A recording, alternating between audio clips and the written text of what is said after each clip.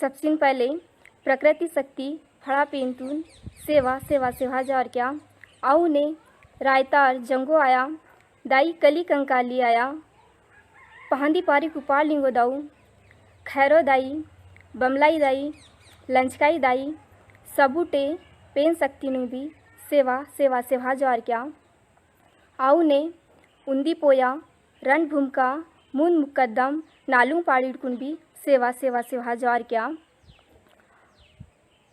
पुनो साय मोतीराव कंगाली दादन भी सेवा सेवा सेवा जार क्या आऊ ने पुनो साय सुनेर सिंह ताराम तादुन भी सेवा सेवा सेवा जार क्या आऊ ने गोंडवाना रथ हीरा सिंह मरकाम दादान भी सेवा सेवा सेवा जार क्या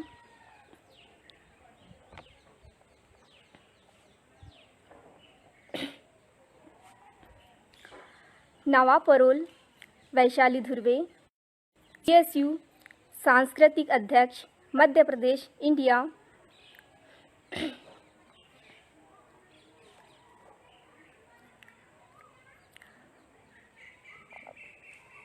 बहुत बहुत धन्यवाद गोंडवाना दर्शन परिवार को कि जिन्होंने मुझे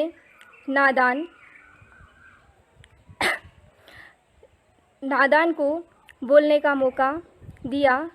अगर मुझसे जो भी गलतियां होती है तो क्षमा करें।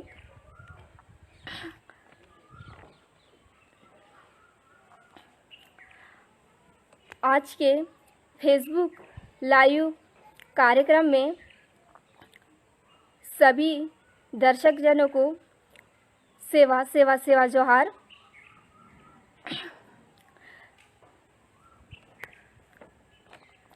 सगाजनों, सबसे पहले मैं गोंडवाना दर्शन का जिक्र करना चाहूँगी, जिसके कारण आज हम सब गोंडवाना का संघर्ष कर रहे हैं और गोंडवाना को हम जान पा रहे हैं। यह वही गोंडवाना दर्शन है जो गोंडवाना लैंड के चारों ओर गोंडवाना की विरासत और को एक एक तिनका सहज कर आज विशाल गोंडवाना की शान बढ़ाया है। गोंडवाना के लोगों को अपनी भाषा, साहित्य, संस्कृति और रीति रिवाज, परंपरा और इतिहास से परिचित कराया। सगाजनों, मैं सेवा जोहार करती हूँ। पुनो सोय सुनेर सिंह तिरुमाल सुनेर सिंह ताराम तादोना काल्कने नावा सेवा सेवा सेवा जोहार। जिनके कदम और हाथ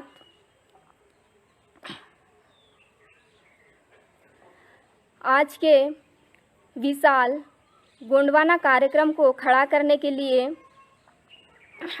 अपना तन मन धन समर्पित करके उन्होंने हमें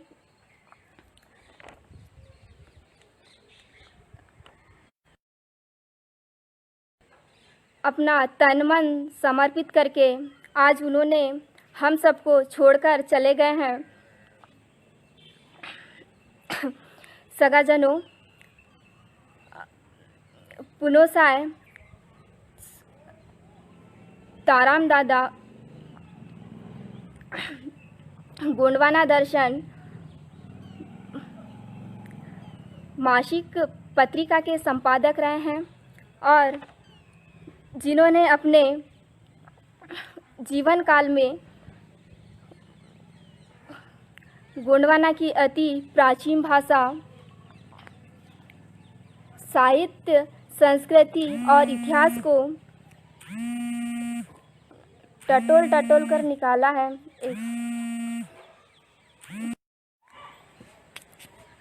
हेलो। हाँ वैशाली। हाँ दादा। हाँ लाइव में नहीं है ना? दादा मैं लाई हूँ। हाँ ठीक ठीक। हाँ।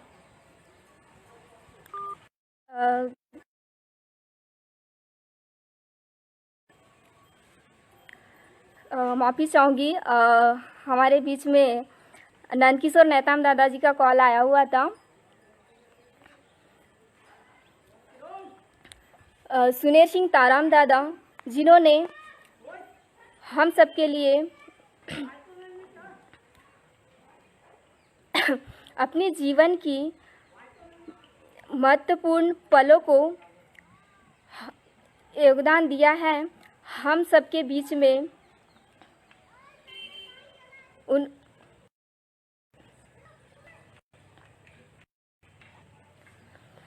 उन्होंने हम सबके बीच में रखा है और आज मैं उनके जीवन काल को मैं आप सबके बीच में साझा करने जा रही हूँ, जो बेहद अहम है, हम सब के लिए प्रेरणादायक है। सगाजनों,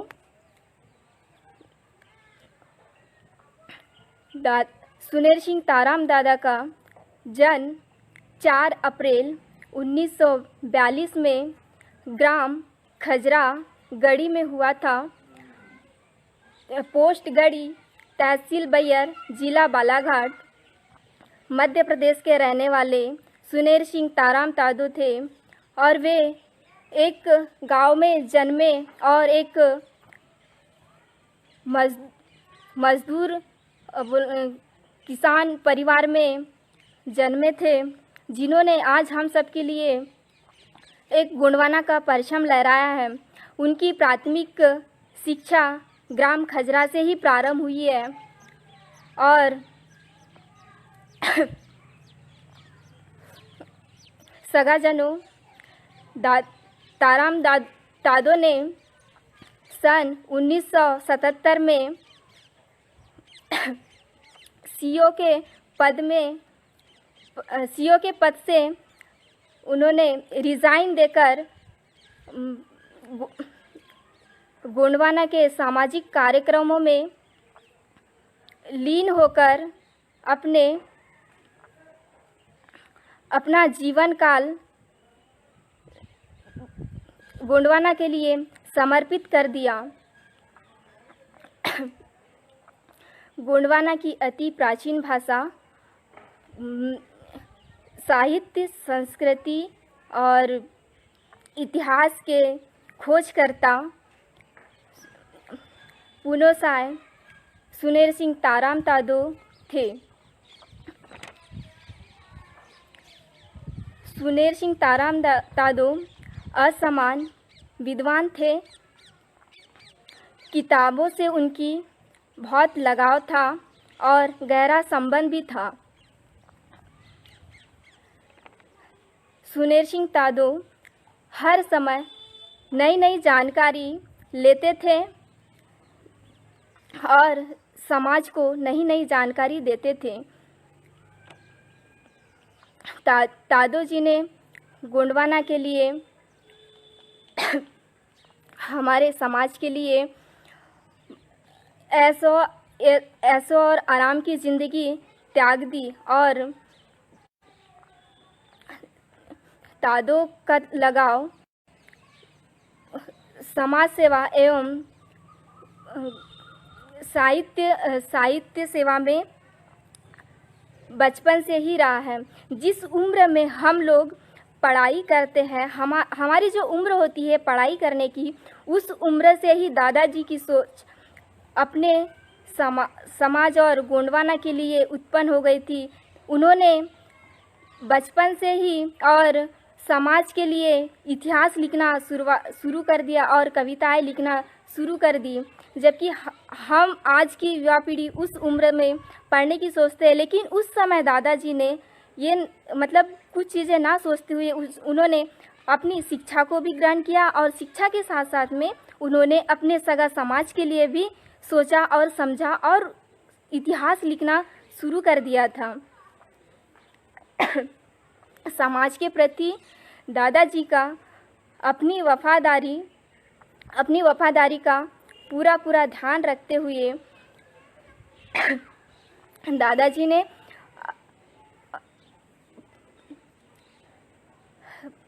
दादाजी ने प्रशासनिक अधिकारी पद पर रहते हुए भी उन्होंने उस पद को छोड़ दिया और समाज सेवा और साहित्य सेवा में लग गए। उन्होंने पूरी अपनी जिंदगी समाज को अर्पित कर दिया और ताराम तादो जी ने 1983 में गोंडवाना सगा और 1985 में गोंडवाना दर्शन मासिका की शुरुआत कर दी और कलम की धार पर अखंडता गोंडवाना को मजबूती के साथ एक अच्छा आगे बढ़ाने का प्रयास किया। गोंडवाना की परचम पूरी दुनिया के सामने सुनेर सिंह ताराम तादो ने रख दिया है, जिसकी मसाल आज गोंडवाना को प्रकाश कर रही है। और छोटी सी संघर्ष सगाजनों, मैं बताना चाहूँगी सुनेर सिंह ताराम तादो की बात। सन 1883 में जब सुनेर सिंह तादो भोपाल गए हुए थे शुरुआत करने के लिए, उस समय उन्होंने बहुत सारी चीज़ों का संघर्ष किया है।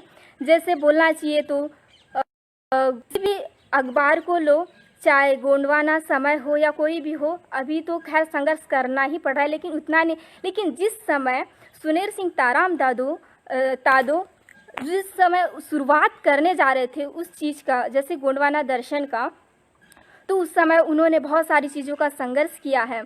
जैसे कि तादो के पास में बस से जाने के लिए, उस समय भोपाल में रह के उन्होंने शुरुआत किया, तो उस समय बस से जाने के लिए घर या कहीं दूर जाना होता था, तो जाने के लिए उनके पास पैसा नहीं होता था, तो स्वयं अपने पैरों से चलकर घर घर जाया करते थे और घर घर जाके सगा समाज को अपनी कोया पुनेम के बारे में बताते थे और जगाया करते थे।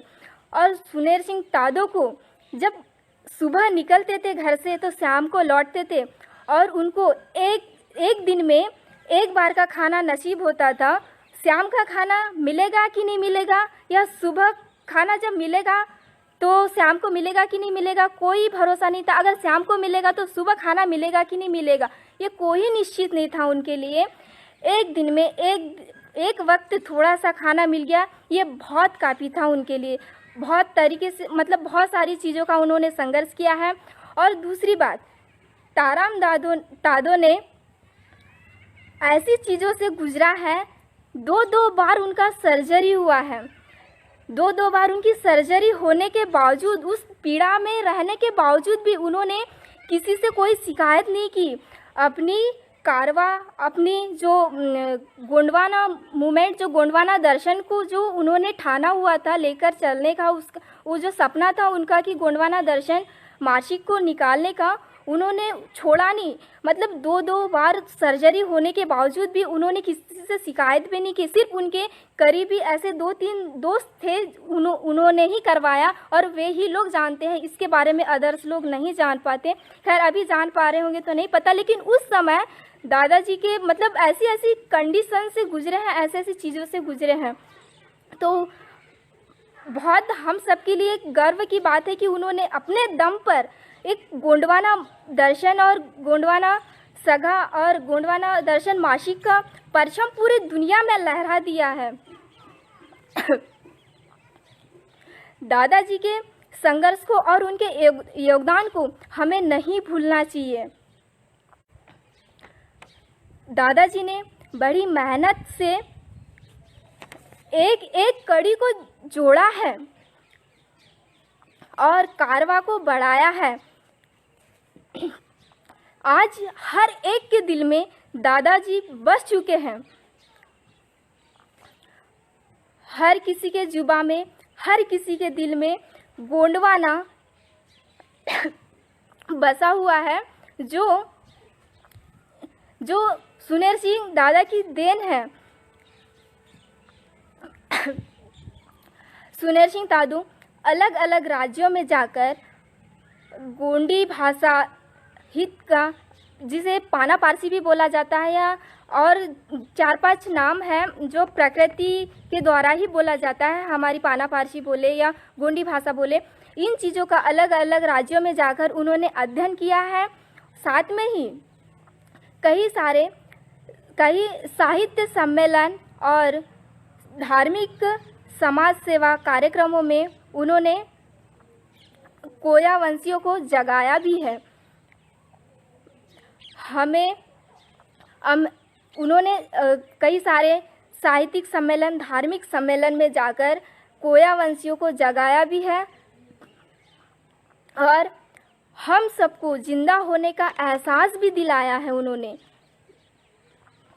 दादाजी के हर कही हुई शब्द पत्थर की लकीर है, जिन्हें हम सभी को गढ़ना है। जैसे सुनेर सिंह तादो जिस मुद्दे को छेड़ते थे, उस मुद्दे में सच्चाई की आहट होती थी, जिसकी गूंज सारा जहान, सारा गोंडवाना सुनता था और सुनता है, अभी भी सुनता है। सुनेर सिंह दादा समाज और साहित्य के प्रति, सुनेर सिंह दादो की साहित्य और समाज के प्रति लगाव को देखते हुए उन्हें गोंडवाना साहित्य रत्न और गोंडवाना गौरव उत्कृष्ट गौरव का सम्मान दिया गया है। तादो जी ने गोंडवाना दर्शन मासिक एवं कई पत्रिकाओं के माध्यम से सभी गोंडी भाषित लोगों को और साहित्यकारों को सम्मानित किया है। एक मंच में उनको रखा है और एक मंच में बुलाया है, जिसका हम सबको गर्व है। सुनेर सिंह तादो जी ने अपने जीवन के 50 साल साहित्य सेवा और समाज सेवा में लगा दिया था और लगा दिए हैं, और सुनेर सिंह तादो का यह सपना पूरा करना हम सबका कर्तव्य है। और दादाजी को हम और हमारा समाज कभी नहीं भूलेगा। और एक बात बताना चाहूँगी मैं, दादो जी हमेशा युवा पीढ़ी को साहित्य लिखने के लिए प्रेरित करते थे, और सबसे ज़्यादा प्रेरणादायक हम सब युवा पीढ़ी के लिए है। जैसे कि उनमें से हमारे राष्ट्रीय संचालक फनीस कुसरे दाऊ भी है उनमें से, जिन्हें सुनेर सिंह ताराम तादो ने प्रेरित किया था कि आप कविता लिखे, साहित्य लिखे, और जिनका उनके मार्गदर्शन से हमारे गोंडवाना स्टूडेंट यूनियन के राष्ट्रीय संचालक फनी दाऊ, आज उनका इंटरनेशनल कविता का सिलेक्शन हुआ है। हम उन्हें बहुत बहुत धन्यवाद देते हैं। आज मतलब सुनेर सिंह ताराम दादू अगर मार्गदर्शन नहीं करते तो आज फनीस खुसरे दाऊ इतना अच्छा लेख नहीं लिख पाते। लेख का नाम है मैं तो मजदूर हूँ। बहुत खुशी हुई जब दाऊ ने बताया कि सुनेर सिंह तादो के मार्गदर्शन से आज उन्होंने एक इतनी अच्छी कविता लिखी है।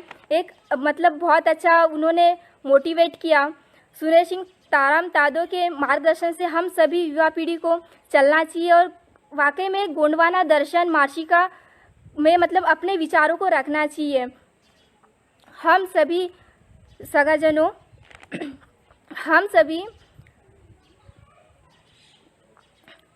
हम गोंडवाना आंदोलन के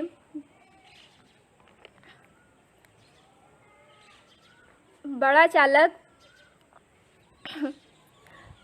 गोंडवाना स्टूडेंट यूनियन में कार्यरत हूँ, जिसका उद्देश्य देशज राज्य के निर्माण के लिए प्रतिबद्ध है और जो समग्र गोंडवाना के लिए हम छात्रों की सर्वांगीण विकास होना, जहां गोंडवाना की सामाजिक, राजनीतिक, साहित्यिक और सांस्कृतिक, दार्शनिक, वैज्ञानिक पक्षों को सबल बनाना हम गोंडवाना स्टूडेंट यूनियन का उद्देश्य है। आज के भावी युवाओं में मातृशक्ति की दृष्टिकोण को प्रगतिशील सांस्कृतिक मूल्यों से उक्त हमारी अपनी प्रकृति सम्मत में कोया पुनेम के सभी मूल्यों से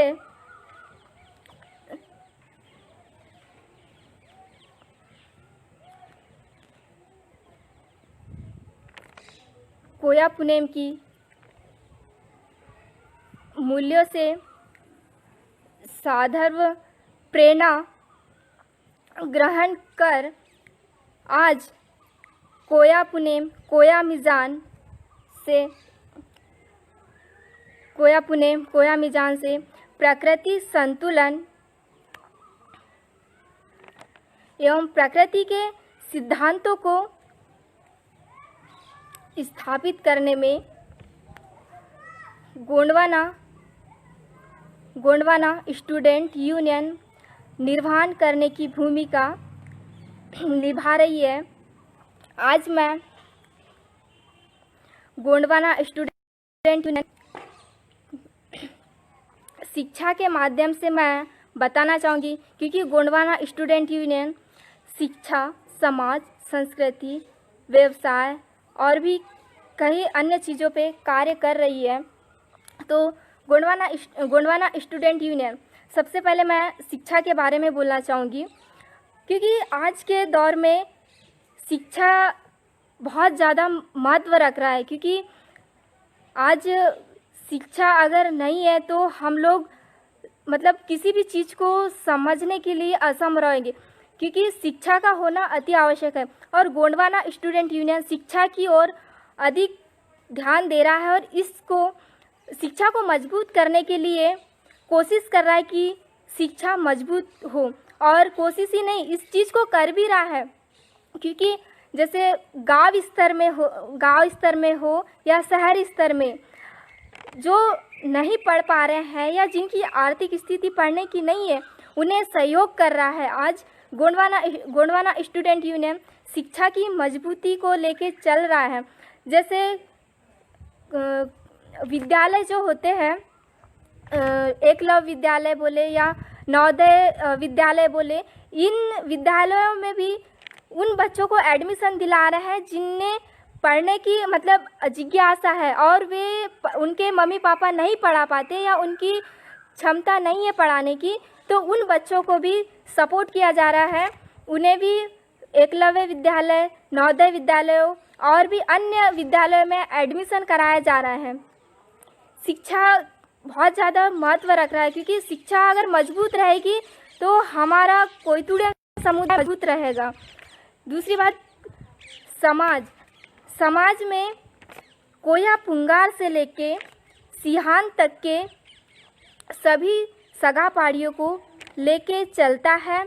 क्योंकि देखिए, गोंडवाना स्टूडेंट यूनियन यह एक ऐसा यूनियन है, एक यूनियन ही नहीं है, यह एक परिवार है, यह एक गोटुल का रूप है। आप सभी लोगों के मार्गदर्शन के बिना यह परिवार अधूरा है। क्योंकि देखिए, हम तो कोया पुंगार है, अगर हम कोया पुंगारों को सिहान लोगों का मार्गदर्शन नहीं मिलेगा तो हम लोग आगे कैसे बढ़ेंगे। अगर आप जैसे हम पौधे हैं, अभी अगर पौधे में आप लोग पानी नहीं सींचोगे, सिहान लोग या आप जैसे बड़े लोग, जब तक सिहान लोग उस पौधे में पानी नहीं सींचेगा तो वो पौधा कैसे बड़ा होगा। इसलिए इस गोंडवाना स्टूडेंट यूनियन में पुंगार से लेके सिहान तक आप सभी का स्वागत है, और हम चाहते हैं कि आप सभी हम जैसे कोया पुंगारों को हमेशा मार्गदर्शन करें। हम आप सभी के मार्गदर्शन पे ही चलेंगे, क्योंकि बहुत सारी चीज़ें होती है, एक परिवार है, परिवार में सबको लेके चलना पड़ता है, तब जाके ही वो परिवार मजबूत होता है। तो गोंडवाना स्टूडेंट यूनियन ये एक परिवार है। आप लोग ये ना सोचे कि ये एक जीएसयू है, जीएसयू सभी के लिए है, सभी लोगों का मान सम्मान करती है। हमने पहले ही कहा है, पुंगार से लेके सियान तक आप सभी जीएसयू परिवार में आप सभी का स्वागत है, क्योंकि आप सभी के बिना यह असंभव है। सगाजनों, आज सोशल मीडिया के माध्यम से गोंडवाना दर्शन, गोंडवाना इतिहास और वर्तमान इतिहास को भविष्य में आने वाले संकट समस्याओं से निपटने के लिए हम सबको आने वाली पीढ़ी को व्यवसाय या रोजगार से भी मजबूत होना पड़ेगा। क्योंकि अगर हम क्या बोलना चाहिए, जैसे किसी चीज़ को करने के लिए निकल रहे हैं तो हमारे पास में मतलब जीवन जीने की कला भी होनी चाहिए। जैसे कि बोलना चाहिए रोजगार हो या व्यवसाय हो। आज गोंडवाना स्टूडेंट यूनियन जो है दूसरों को आत्मनिर्भर बनाना सिखा रहा है। वो गोंडवाना स्टूडेंट यूनियन ये नहीं बोल रहा है कि मैं स्वयं करूँगा, वो ये नहीं बोल रहा है। गोंडवाना स्टूडेंट यूनियन आत्मनिर्भर बनाना सिखा रहा है बच्चों को। क्योंकि देखिए, अगर मुझसे जो बड़े हैं, मेरे जो मार्गदर्शक हैं, अगर मैं उनको बोलूँगी कि मुझे ये काम करना है या आप कर दोगे क्या, अगर वो बोलेंगे कि बेटा वो जैसे कुछ काम रहता है, अगर मैं बोलती हूँ कि मुझसे ये नहीं हो रहा है आप कर दो, तो उन लोग ये नहीं बोलते कि हाँ बेटा आप छोड़ दो मैं कर लूँगा या मैं कर लूँगी। उन लोग ये बोलते कि बेटा नहीं, वो मार्गदर्शन देके हम लोगों से वो मेहनत करवाएंगे ही। और उन लोग मतलब जब तक मेहनत नहीं करवाएंगे, जब तक हम लोग उस चीज़ को पूरी तरीके से उस कार्य को नहीं करेंगे, तब तक ये छोड़ेंगे भी नहीं। और बहुत अच्छी बात है कि हम सब लोग युवा पीढ़ी को एक रोजगार के प्रति भी मतलब इस यूनियन में बहुत अच्छा साधन मिल रहा है। जैसे अभी खेती का समय है तो हम लोग युवा पीढ़ी बहुत अच्छे से खेती को कर सकते हैं। खेती से भी हम व्यवसाय या व्यापार कर सकते हैं। जैसे आज धान का मतलब चलन चल रहा है या अभी खेती बाड़ी का समय है। जैसे आज अगर हम खार बोएंगे, जैसे कि अभी खार बोआई चालू ही है, आज हम खार बोएंगे, 15 दिन बाद वो उगेगा। अगर 15 दिन बाद उगने के बाद उसको हम लगाएंगे, अगर 15 दिन बाद हम लगाएंगे तो वो फिर 1 महीने बाद वो पौधा बड़ा होके धान मतलब वो देगा।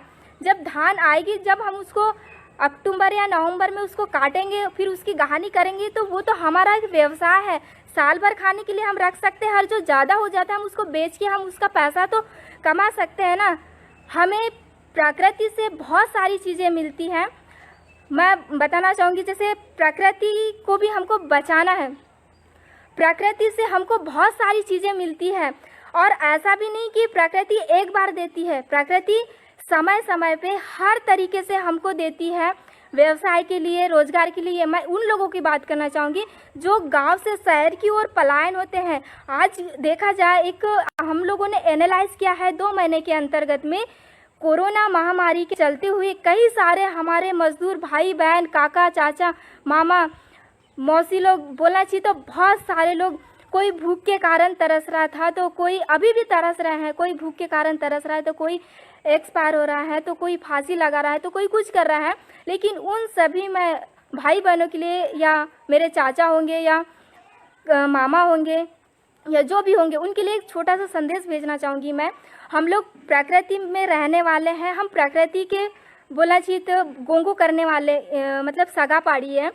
तो अगर हम प्रकृति के अच्छे से संरक्षण करेंगे या प्रकृति को अच्छे से देखभाल करेंगे तो वाकई में प्रकृति हमको कहीं अदर जगह दूसरी स्थान में भटकने की आवश्यकता ही या उस नौबत ही नहीं आने देगी प्रकृति।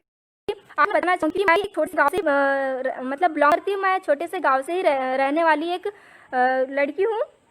मैं बताना चाहूँगी, जैसे अभी का समय क्या चल रहा है, खार बुवाई का, तो हम जून से लेके जुलाई अगस्त तक के हम खार बोते हैं, परा लगाते हैं, जुलाई अगस्त, फिर अक्टूबर नवंबर में उसको काटते हैं, दिसंबर जनवरी तक के हम उसकी पिसाई करते हैं, मस्त खाते हैं। फिर इसके बाद आता है हमारा, और ऐसा भी नहीं कि प्रकृति हर समय हमसे काम करवाती है, रेस्ट भी देती है। जब हम खार बोते हैं फिर 8 दिन रेस्ट करने देती है, फिर परा लगाते हैं, फिर पुनः हमको 15 दिन रेस्ट करने देती है, फिर उसके बाद हम धान काटते हैं, फिर 2-3 दिन का रेस्ट देती है, क्योंकि हम तोड़ देते हैं और इकट्ठे सुखाते, मतलब बांध तो नहीं सकते, उसको सुखाने के लिए भी उसके सूखते तक के हमको रेस्ट मिलता है। फिर उसके बाद में जब सूख जाता है उसको बांधते हैं, उसको जमा करके इकट्ठा करके हम उसकी कहानी करते हैं, फिर उसको हम अपने खाने साल भर खाने के लिए हम रख देते हैं और बाकी का हम बेच देते हैं, जिससे उसका पैसा आता है। उस पैसे से हम अदर चीज़ें खरीदते हैं, नमक मिर्ची कपड़ा लत्ता जो भी है। उसके बाद हमारे पास आता है जैसे फरवरी, मतलब फिर जनवरी फरवरी मार्च, फरवरी 1 महीना का हमको पुनः रेस्ट मिलता है। फिर उसके बाद आता है हमारा महुए का सीजन। प्रकृति से हमें बहुत सारे, जैसे महुआ भी मस्त बहुत अच्छे से शुरू स्टार्टिंग में जब एक एक करके गिरता है, फरवरी में एंडिंग से गिरना स्टार्ट होता है तो मार्च अप्रैल तक ही गिरता है, और महुए की भी कमाई बहुत अच्छी होती है। आज हमने मतलब पूरे फैमिली, मम्मी पापा भाई बहन 5-6 लोगों ने 15 से 16 क्विंटल हम लोगों ने भी महुआ बेचे। कम से कम 30-35 हज़ार का तो हमारे घर पे महुआ हुआ, और अदर्स घरों में भी 20 क्विंटल 25 क्विंटल ऐसा चुना। बहुत सारे लोग 60 हज़ार 50 हज़ार 65 हज़ार का महुआ चुना है। तो बताइए, ये हमारी प्रकृति के द्वारा ही तो मिला गया है। हम लोगों को कोई मतलब कुछ करना पड़ा है क्या? हमको कुछ नहीं करना है, उनकी संरक्षण करना है, उन्हें सहज के रखना है। उसके बाद महुआ का हुआ सीजन चले गया, उससे भी हम लोगों ने कई सारा पैसा कमा लिए। उसके बाद हमारा आता है 1 महीने का या 15 दिन का रेस्ट, उस समय भी मिलता है। फिर आता है गुल्ली का सीजन। आज आप लोग गुल्ली देखिए, गुल्ली से हमें क्या क्या चीज़ें नहीं प्राप्त होती। गुल्ली का तेल प्राप्त होता है, गुल्ली के तेल से हमारे पुरखा लोग पहले पता है क्या करते थे, पुरखा लोग पहले गुल्ली का तेल खाते थे, जिससे वो हष्ट पुष्ट और स्वस्थ रहते थे। आज हम लोगों के साथ में हम लोग कई तरीके के मिलावट तेल खा रहे हैं, इसलिए आज हम लोग अधिक सालों तक जीवित नहीं रह पा रहे और हमारे अंदर कई सारी बीमारियां पैदा हो रही हैं। लेकिन हमारे पुरखा लोग उस समय गुल्ली का तेल खाते थे, तो कई सालों तक के उन लोग 150 साल 200 साल तक के जीवित रहते थे और एकदम स्वस्थ रहते थे। ना उनको कोई बीमारी होती थी ना कुछ होता था। बहुत अच्छी बात थी उस समय। और आज हम लोगों के साथ में गुल्ली से भी तेल भी प्राप्त होता है, और जब हम उसको बेचते हैं तो उस तेल उससे हम लोग पैसा कमाते हैं, उससे भी हम लोग व्यापार कर सकते हैं। जब ये सीजन चला जाता है, या महुए और गुल्ली के बीच में भी हम लोगों को बहुत अच्छा सीजन मिलता है, जैसे पत्ता तुड़ाई, तेंदू पत्ता। हम लोगों ने भी, मतलब ऐसा तो नहीं कि हम लोग कोई काम नहीं करते, हम लोगों ने भी किया। जैसे पत्ता तुड़ाई, उससे भी बता, एक लड़की या एक मातृ शक्ति या पितृ शक्ति एक दिन में अगर 100 पूरा अगर पत्ता भी तोड़े तो 250 सैकड़े के हिसाब से अगर वो 2 दिन भी जाती है तो उदाहरण के लिए मतलब 500 रुपये कमा रही 2 दिन में, तो मतलब पत्ते की भी कमाई कम से कम 1 महीना तो चलता है, या मिनिमम बोलना चाहिए तो 1 महीना तो नहीं लेकिन 20 दिन भी अगर पत्ता चलता है, जिसके घर में अगर बहुत अच्छा जगह मतलब मिलता है पत्ता, तो वहाँ बहुत ज़्यादा अधिक कमाई होती है। हम लोग पत्ते तो कम से कम हमारे घर में बता रही हूँ मैं, कहीं और का उदाहरण नहीं, इस बार हम लोगों ने 10,000 का पत्ता तोड़ा है। खैर ज़्यादा दिन चालू नहीं था, अगर ज़्यादा दिन चलता तो वाकई में हम लोग 20,000 का पत्ता तोड़ते। सोचिए, हम लोगों को प्रकृति से बहुत सारे व्यवसाय, बहुत सारा आय मिल रहा है। हम लोगों को प्रकृति की मतलब संरक्षण करना है। वो हो गया पत्ता तोड़ाई से भी हम लोग पैसा कमा रहे हैं, हमको बाहर जाने की आवश्यकता है ही नहीं है।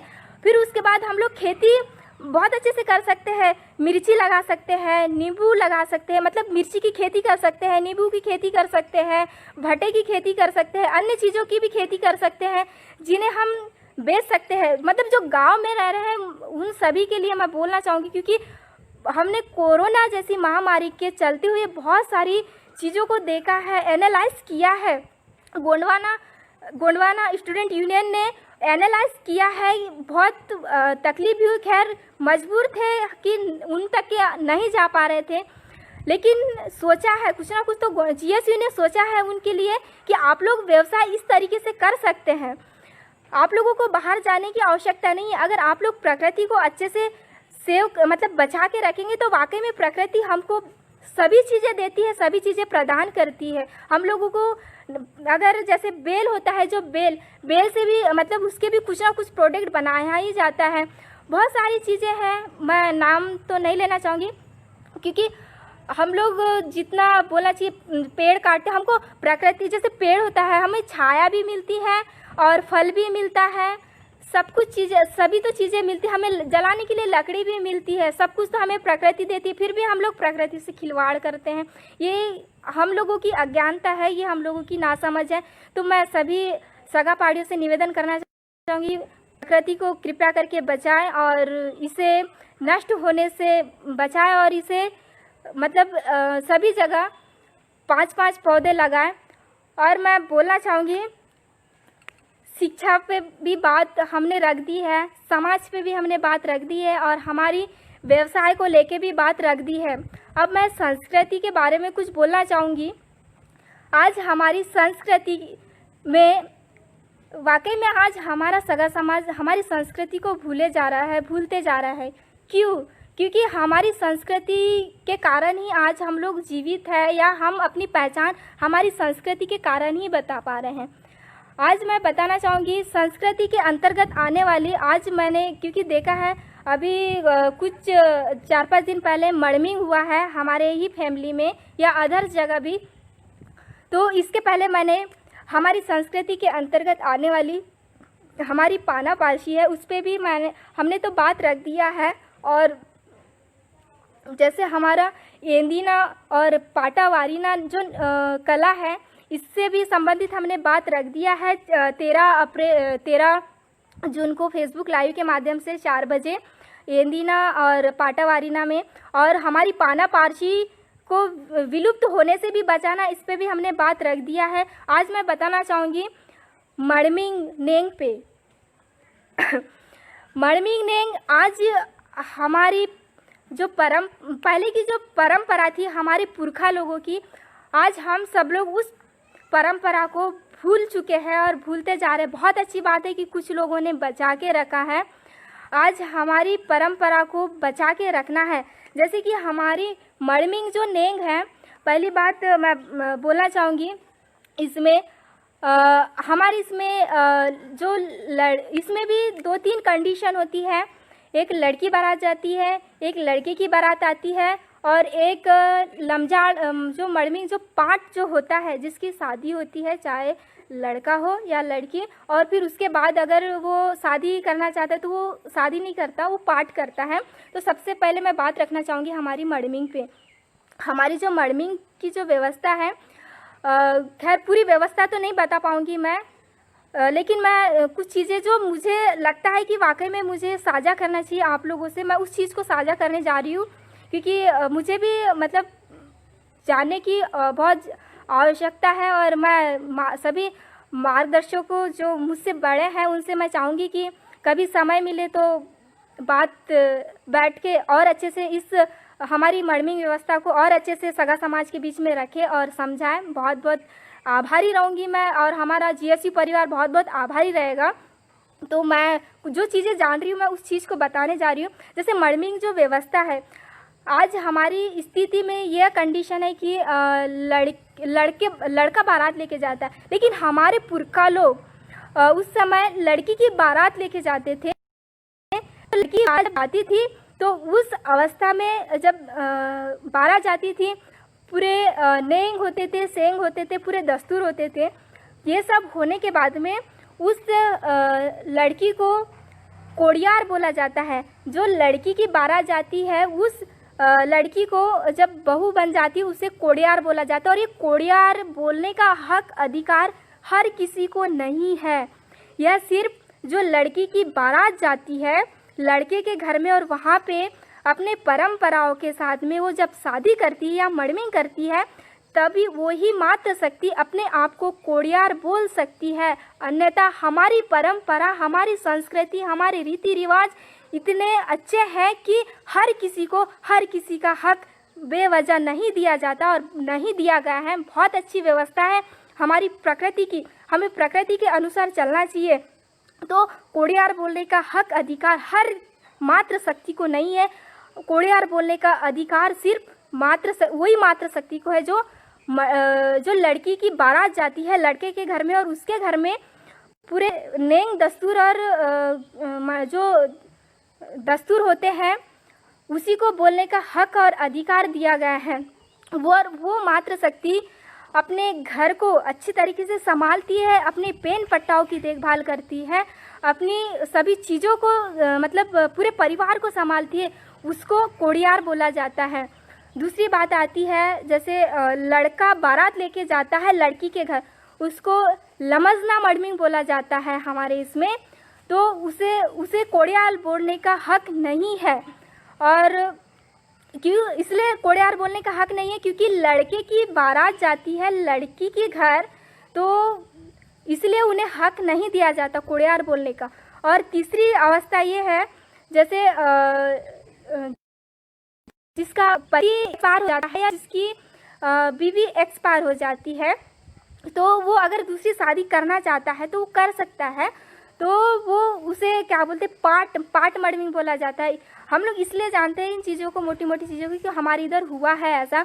लमजना मड़मिंग भी हुआ है, कोड़ियार मड़मिंग भी हुआ है। यहाँ तक कि हमारी स्वयं की फैमिली में मेरे स्वयं के मामा जी ने 2015 में कोड़ियार मड़मिंग किए हैं। महाराष्ट्र के रहने वाले हैं, शायद महाराष्ट्र के सभी दादा लोग, कुछ दादा लोग तो जानते ही होंगे उनको, परबताई पेंदाम, उनके भाई बड़े वाले, उन्होंने कोड़ियार मड़मिंग किया। मतलब मामी जी की बारात आई हुई थी, उस समय हम लोग भी नहीं जानते थे, तब से ही हम लोग भी जानते कि कोड़ियार मड़मिंग क्या होता है। बहुत अच्छी बात है। तो उसके बाद हमारे ही मतलब गांव में जैसे पाट मड़मिंग बोलते हैं, वो भी हमने देखा है। तो ऐसी कंडीशन होती है। लेकिन आज की एक वर्तमान स्थिति को देखते हुए मैं आज एक बात रखना चाहूँगी आप सबके बीच में, माफ़ी चाहूँगी। एक एनालाइज किया है हमने कुछ दिनों से, पता नहीं ऐसा क्यों साझा करने का मन कर रहा है। इसलिए मन कर रहा है क्योंकि जब तक साझा नहीं करूँगी आप लोगों से, तब तक के मतलब वो मेरे ही दिमाग में घूमते रहेगी ये बात कि ऐसा क्यों नहीं हो सकता, ऐसा से ऐसा क्यों नहीं हो सकता। आज मैं बताना चाहूँगी जैसे हमारे इसमें कितना अच्छा मतलब सिस्टम बना हुआ है, हमारी प्रकृति में हमारी मड़मिंग को लेकर कितनी अच्छी व्यवस्थाएं बनी हुई है।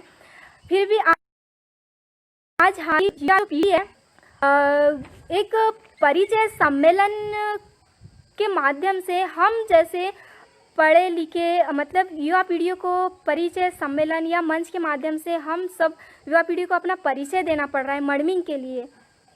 ये हमको मतलब थोड़ा सा मतलब अचंभित इसलिए लगा, हमने कहीं कहीं जगह देखा है और सुना है कि परिचय सम्मेलन होता है और मंच के माध्यम से हर लड़की क्या बोलते हैं अपना परिचय देती है शादी के लिए, या हर मतलब लड़का परिचय मतलब सभी लोग नहीं देते, उन लोग देते हैं जिन्हें मतलब शादी करना होता है, जिनके मतलब अधिक शिक्षा ग्रहण होने के कारण शायद उनकी शादी नहीं जुड़ती होगी, ऐसा कुछ भी, ऐसी कुछ कंडीशन होती होगी, या अधिक उम्र हो जाने के कारण शायद उनके साथ थोड़ी प्रॉब्लम होती होगी, इस कारण भी उन लोग परिचय देने की संभावना बनती होगी।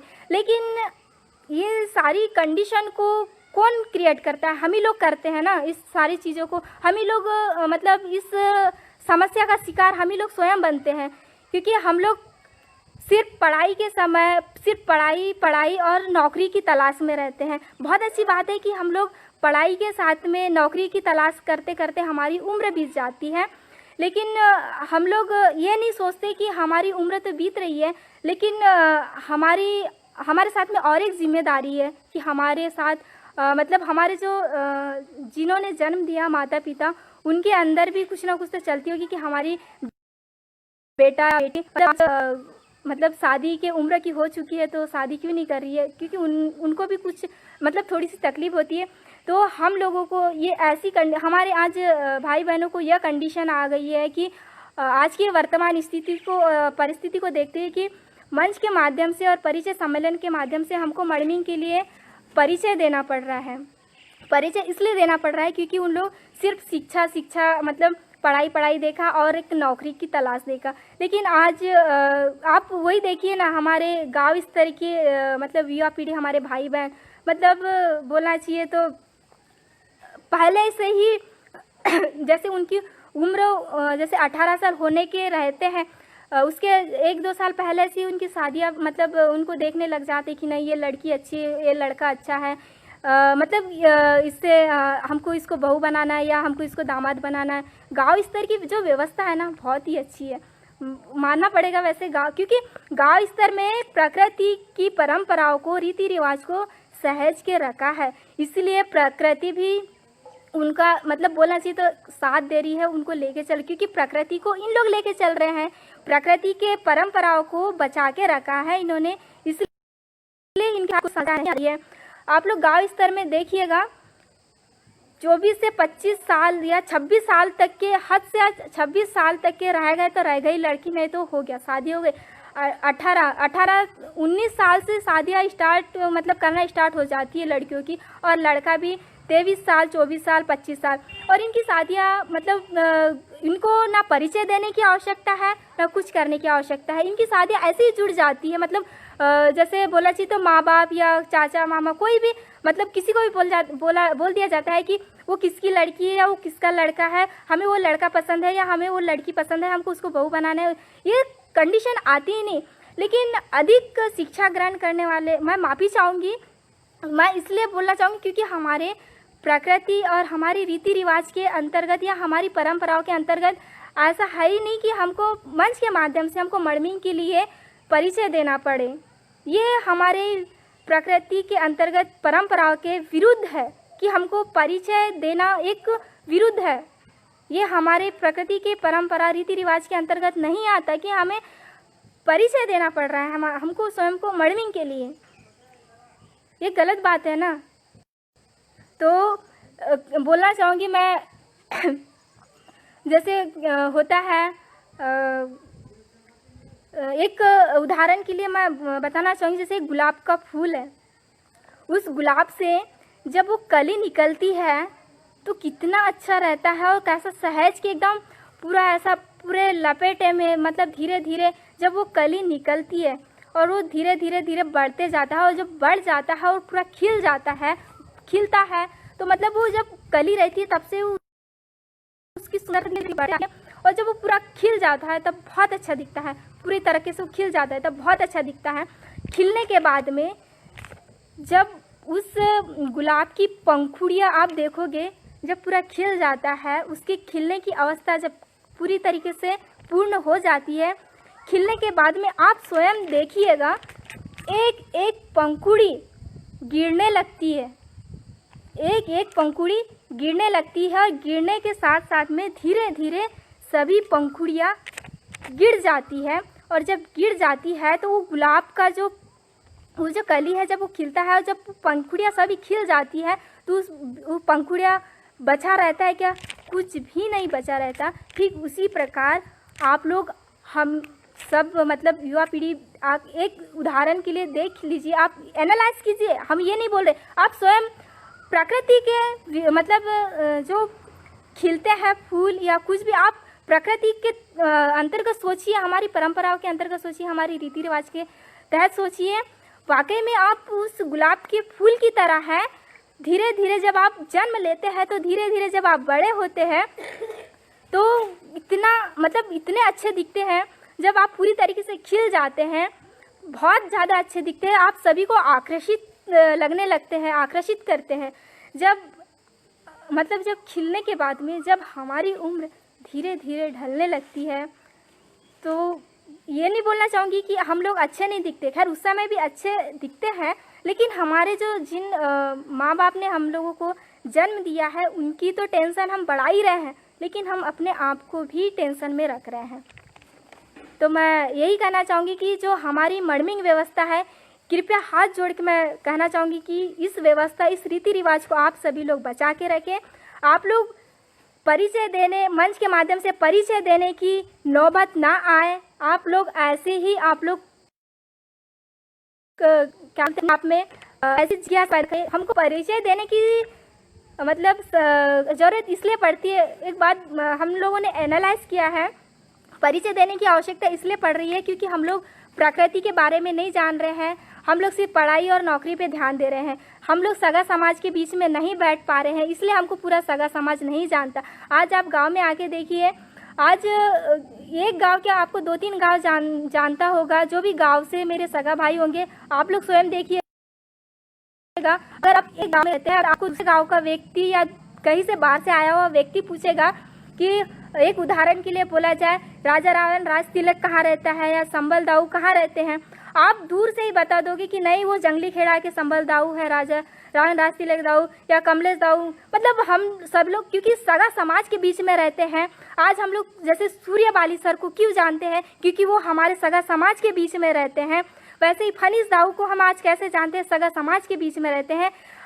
आज आप मतलब हम एक दूसरे को कैसे जान रहे हैं, क्योंकि हम सब लोग सगा समाज के बीच में रहते हैं। इसलिए हम लोगों को परिचय देने की आवश्यकता नहीं पड़ेगी, मुझे ऐसा लगता है, क्योंकि हम लोग सगा समाज के बीच में रहते हैं।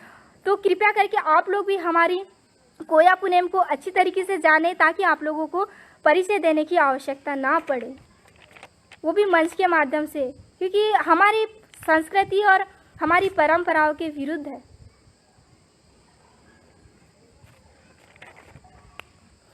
तो मैं सभी सगा पाड़ियों से यही कहना चाहूँगी कि आज की जो हमारी मांदी थी, मैं सुनेर सिंह ताराम दादा और ये क्या बोलना चाहिए मोतीराव कंगाली दादा और हमारे गोंडवाना रत्न तिरुमाल हीरा सिंह मरकाम दादा और भी कुछ तादो लोग हैं, अक्को लोग हैं, जिन्होंने बहुत अपने मतलब संघर्ष किया है और संघर्ष कर रहे हैं अपनी तकलीफ़ों को छुपाकर। अच्छा, तकलीफ़ से और एक बात याद आई, हमारे बीच में मैं बहुत दिनों से मतलब सुना था, अभी बीच में ही सुना था, ज़्यादा दिन तो नहीं हुए। हमारे बीच में मैं तहे दिल से सेवा जोहार करना चाहूँगी डॉक्टर सूर्यबाली सर समाज। आज हमारे सगा समाज के बीच में मतलब वो एक बहुत बड़ी शायद बीमारी से जूझ रहे हैं, हमें जानकारी मिली है।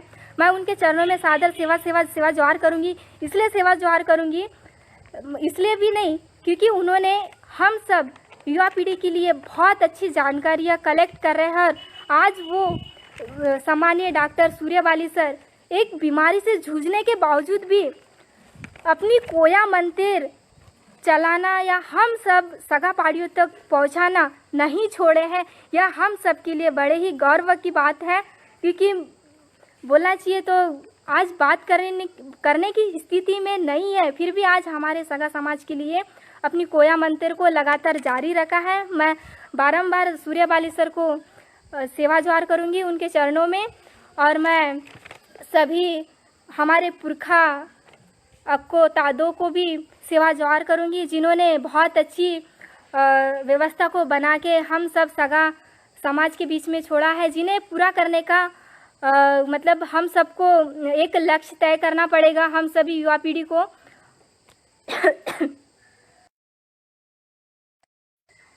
मैं इन्हीं शब्दों के साथ में मैं सबसे पहले आजी उषा किरण आजी को मैं सादर सेवा जोहार करती हूँ। उन्होंने काफ़ी हमारा हौसला भले ही कमेंट के माध्यम से बढ़ाया, लेकिन अच्छा लगा। वैसे ही हमारे सम्मानीय नंद किशोर नेताम दादा, उन्होंने भी हमारा बहुत अच्छे से मतलब हौसला बढ़ाया, उन्हें भी सादर सेवा जोहार। बीके वड्डी दादा, उन्हें भी सादर सेवा जोहार, क्योंकि नंद किशोर दादा ने अभी लाइव चलने के बावजूद भी उन्होंने कॉल किया और बोले कि लाइव चला कि नहीं चला, लाइव स्टार्ट हो चुका था। उन्होंने हौसला हम मतलब एंडिंग तक के रखा। वैसे ही मैं संबल दाऊ, फनीस कुसरे दाऊ और कमलेश दाऊ, राजा रान राजतिलक दाऊ और नाना जी है और सभी सगा पाड़ियों जीएसयू परिवार के सभी सगा पाड़ियों का भी मैं सेवा जोहार करूँगी। वैसे ही गोंडवाना दर्शन परिवार का भी मैं सादर सेवा जोहार करूँगी, क्योंकि उन्होंने हम जैसी युवा पीढ़ियों को अपने बात रखने का, अपने विचार रखने का मौका दे रहे हैं। सुनेर सिंह ताराम दादा का जो सपना था गोंडवाना दर्शन जो सगा समाज के बीच में आए, हम सभी युवा पीढ़ी मिलके कोशिश तो नहीं सक्षम बनाएंगे। हम अब लक्ष्य तय करना पड़ेगा कि हमें सुनेर सिंह ताराम दादा का सपना पूरा करना ही है। हमें कोशिश नहीं, सिर्फ लक्ष्य को पूरा करना ही हम सब युवा पीढ़ी का कर्तव्य मतलब निर्धारण करना पड़ेगा। कर्तव्यों को मजबूत बनाना पड़ेगा। मजबूती के साथ में अब हमें गोंडवाना दर्शन मासिक पत्रिका को जल्द से जल्द शुरुआत करें, हम ऐसी कोशिश करेंगे। हम युवा पीढ़ी हमारा साथ मतलब गोंडवाना दर्शन परिवार का साथ दे, और गोंडवाना दर्शन परिवार का मैं पुनः तहे दिल से धन्यवाद करना चाहूँगी, क्योंकि हम जैसी युवा पीढ़ी को मौका देने जा रहे हैं अपने विचारों को रखने को। मतलब मुझे नहीं पता था कि मैं इतना बोल पाऊँगी या मैं अपनी बात इतनी रख पाऊँगी। बहुत बहुत धन्यवाद दादा, और बहुत बहुत धन्यवाद आजी आप सभी का कि आप लोगों ने मेरा हौसला अफजाई किया, मेरा मतलब बोलने का जो मेरे अंदर जो बोलने की जो क्षमता थी उसे आप लोगों ने निखारा। और मैं कोशिश करूंगी कि आप इसी तरह सभी युवा पीढ़ी को मंच से बोलने का मौका दें। इन्हीं शब्दों के साथ मैं सेवा जोहार करती हूँ। मैं आज एक बात बोलना चाहूँगी।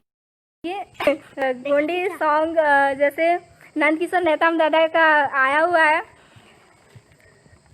केंजारो कोई तोड़ मावा गोंडवानी गोंगो नामी जान, केंजारो कोई तोड़ मावा गोंडवानी गोंगो नामी जान, आशा की बै तोड़ मावा माफ़ी चाहूँगी। आशा की बै तोड़ भूले माती रे को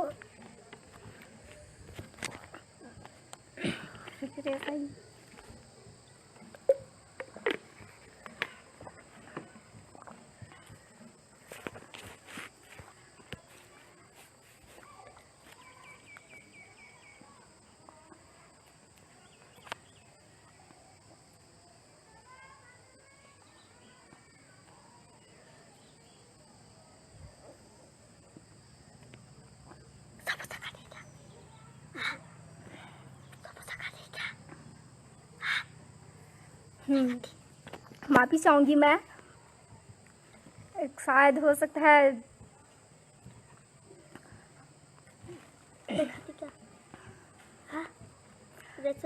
हाँ।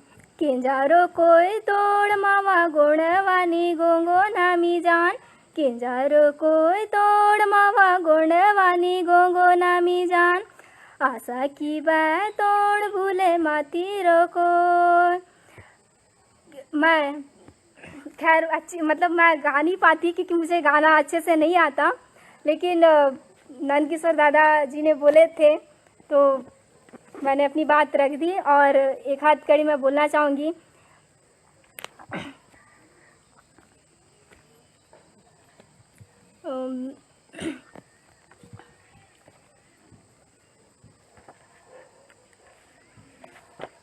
मुझे अच्छे से सॉन्ग तो नहीं आते, फिर भी मैं केंजारो को या डोंगुड़ में जान ऐना पर रो पुलिया निशान। केंजारो को या डोंगुड़ में जान ऐना पर रो पुलिया निशान। मैं इन्हीं शब्दों के साथ मैं अपनी वाणी को यहीं विराम देती हूँ। बहुत बहुत धन्यवाद आप सभी गोंडवाना दर्शन परिवार का। इसी तरह आप सभी लोग मार्गदर्शन करते रहें और युवा पीढ़ी को आप लोग मंच देते रहें। गोंडवाना स्टूडेंट यूनियन, हम है GSU, हम है इंडिया, हम है इंडिजीनियस। बहुत बहुत धन्यवाद, बहुत बहुत सादर सेवा जोहार आप सभी को।